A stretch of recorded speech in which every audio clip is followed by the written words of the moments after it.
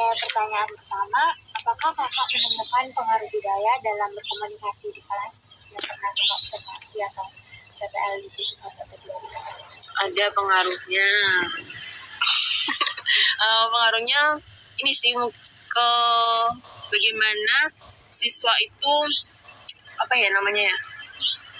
berinteraksi gitu kan dengan kita. Kadang apa yang siswa tanyakan, apa yang dia ingin sampaikan itu berbeda dengan apa yang kita tangkap gitu. Kayak kita lah di kuliah ini kan, kadang apa yang kita sampaikan mungkin kita bertanya, tapi yang kita tangkap dia ngasih jawaban gitu loh, padahal dia bertanya kayak gitu. Itu perbedaan yang mengandung budaya. Terus juga ada juga di mana waktu aku ngajar itu ada siswa yang dari papanya tuh orang Nigeria dan mamanya tuh orang Jawa gitu, kalau nggak salah orang Jawa Timur gitu. Nah, dimana kalau di rumah itu dia full bahasa Inggris kan, sedangkan di sekolah itu di tempat yang bahasa Indonesia. Nah, itulah kayak membuat dia tuh susah untuk berinteraksi dengan yang lain, karena biasa bahasa Inggris kan di rumah, sedangkan di sekolah interaksinya pakai bahasa Indonesia.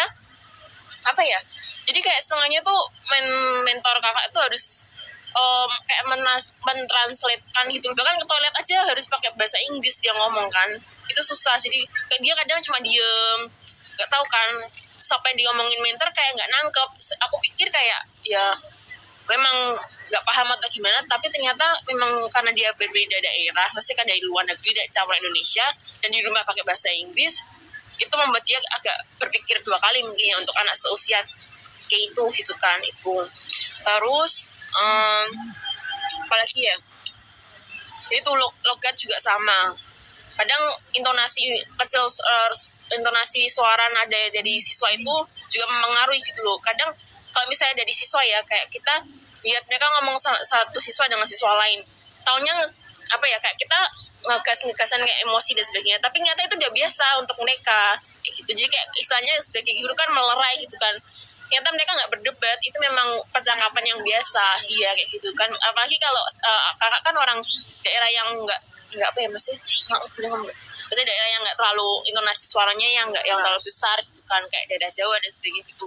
Nah, ini melihat anak kayak gini yang mungkin daerah yang aku juga kurang paham banget, daerah Maya dengan intonasi yang cukup tinggi itu kayak nanti bertengkar gak ya kayak gitu kan. Apalagi kan kayak kakak kan di situ yang ini PPG ini, tempat PPG itu kayak belajar untuk memahami siswa kan, karakter siswa, apakah memang mereka bertengkar atau masalah atau cekcok dan sebagainya kan.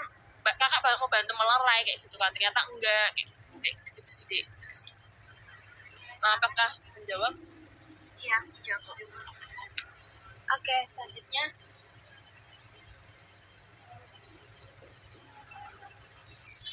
kemudian pertanyaan yang nomor 2 nih, bagaimana kita menjaga perasaan anak-anak saat berkomunikasi yang latar belakang keluarganya berbeda dengan kita? Ini latar belakang keluarga yang berbeda tuh maksudnya dalam artian yang kayak gimana budayanya? Lebih ke budaya. Contohnya tadi dari luar negeri itu gimana? Kalau itu gimana ya? Kan aku awalnya nggak tahu gitu kan.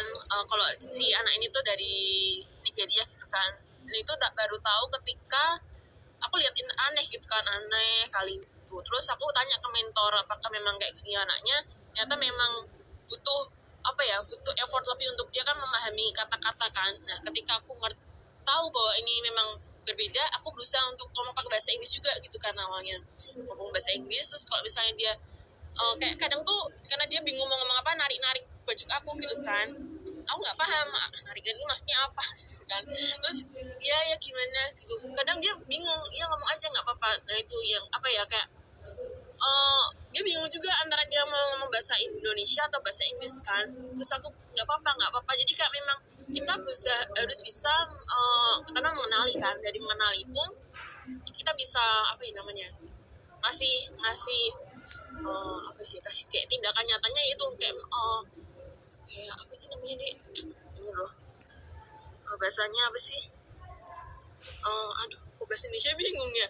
Kayak tadi yang aku lakukan kayak berusaha mengenali, terus kalau mau ngomong berarti aku harus berusaha untuk dia tuh mau ngomong gitulah istilahnya itu kan ya, dengan percoba memahami dari dia gitu loh, apakah memang dia mau ngomong apa sih sebenarnya itu kan.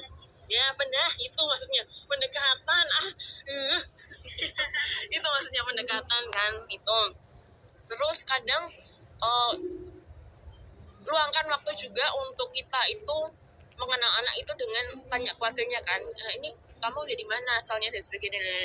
Nah dari itu kita apa ya tahu gitu loh, ternyata kalau di rumah itu dia tuh biasanya kayak gimana sih gitu loh, dengan berkomunikasi dengan keluarganya, dengan kakek neneknya tuh gimana kan. Karena ada yang ternyata di keluarganya tuh dimanja banget gitu kan, ada yang dibebasin gitu kan. Jadi ketika aku harus ngomong ke anak yang manja, berarti aku harus lebih ke kayak buat manja gitu, gimana Angel kabarnya gitu kan, ada kan yang kayak gitu. Terus kalau misalnya yang satunya yang lebih dewasa dengan intonasi yang berbeda. Jadi apa ya, memang pengenalan tuh penting gitu loh dari awal. Kayak misalnya dia kayak diam-diam tanyain aja gitu, gimana kabarnya, sok tes SASD gitulah tuh. Nah, terus kalau misalnya kerasa bahwa si anak ini mulai kok dia nggak mau jawab atau apa-apa, ya kita jangan memaksa dia gitu untuk bertanya lebih gitu kan, karena mungkin aja moodnya buruk atau memang ada sesuatu di dalam keluarganya gitu kan. Ya jangan paksa dia untuk mau menjawab lebih gitu, ya udah cukup.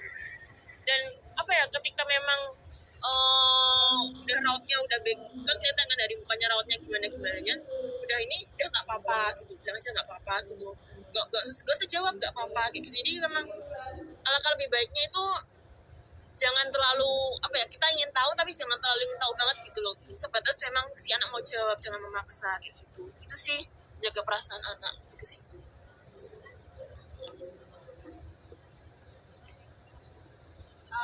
Dan selanjutnya, apa yang bisa kita lakukan untuk bisa berkomunikasi yang baik dengan anak-anak Gitu, melakukan pendekatan itu kan.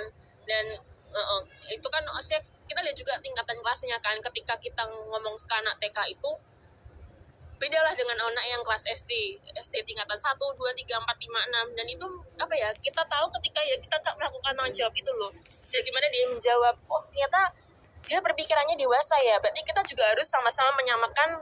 Ya kita harus sama-sama ngomong pakai dewasa gitu, strategi dewasa. Tapi kalau dia anak kecil yang masih kayak masih susah untuk memahami, ya kita harus gunakan bahasa sederhana gitu. Dan bahkan jawabnya juga harus yang ya udah yang sederhana, yang enggak apa ya, kata-katanya jangan terlalu susah gitu loh untuk dia, mungkin karena memang terbatas dalam kosakata di dalam rumahnya kayak gitu. Karena ada memang orang tua yang apa ya, memang yaudah semua itu di sekolahan, kecuali ada juga orang tua yang yaudah di rumah diajak ngomong terus supaya banyak banget kosakatanya kan kayak gitu. Itu sih lebih ke situ deh.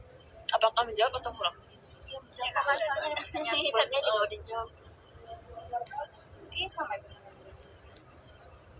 Ya kayaknya 4. Oh iya, ini Kak pertanyaannya kan. Tadi Kakak udah bilang bahwa ada anak itu yang memiliki cara berbicaranya itu berbeda, contohnya harus memakai bahasa Inggris.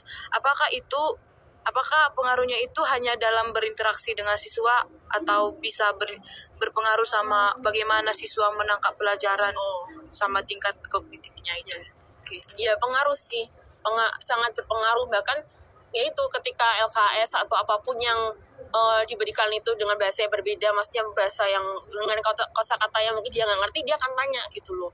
Dan bahkan kalau misalnya nggak ngerti pun kita juga nggak tahu sebenarnya dia ngerti atau enggak kan. Tapi kadang ada anak yang memang mau bertanya gitu loh, ada yang langsung menghampiri ke meja mentor gitu, tanya ini maksudnya apa ya Miss gitu kan, kata apa ya Kak, banyak kata kerja yang memang mereka nggak tahu gitu loh, karena saking seringnya diajak berinteraksi bahasa Inggris kan itu. Terus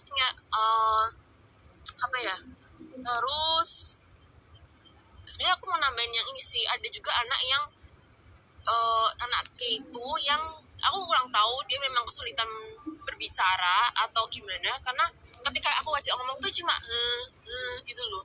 Jadi kayak waktu aku tanya ke mentor, kayaknya mentor aku tuh kurang mau jujur gitu kan waktu itu. Terus aku bingung gitu, setiap apapun yang dikerjain dia nggak pernah nurutin apa yang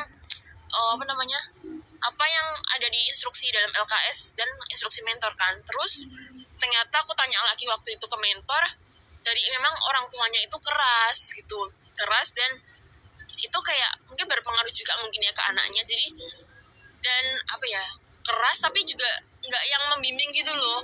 Jadi ya udah anak diserahin ke sekolah. Kalau menurut aku ya bilangnya gitu. Jadi ya udah semua ke sekolah. Jadi itu mempengaruhi semua pekerjaannya dia. Jadi kalau yang kayak ini, yang siswa kayak itu ya, yang susah ngomong ini, aku kurang tahu kenapa ini. Dari 20-an kali ya, 20 aku lupa siswanya. Dia yang susah untuk ngobrol dan ngerjain semua tugas sekolah.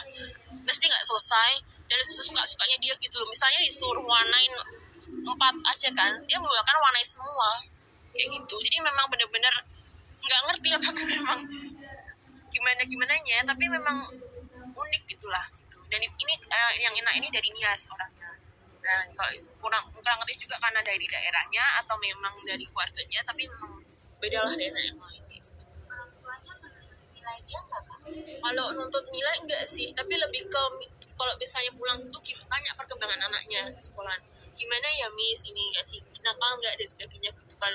Ya kan gimana ya, orang mentor cuma bisa jawab ya mendingan paling, atau apa ya kata-kata mentor kemarin, mendingan tuh lebih baik gitu loh daripada sebelumnya memperhatikan atau enggak usil kayak gitu kan. Memang dia udah kayak gitu usil juga gitu sih. Ini nggak yang untuk yang nggak terlalu menekan sih kalau aku lihat.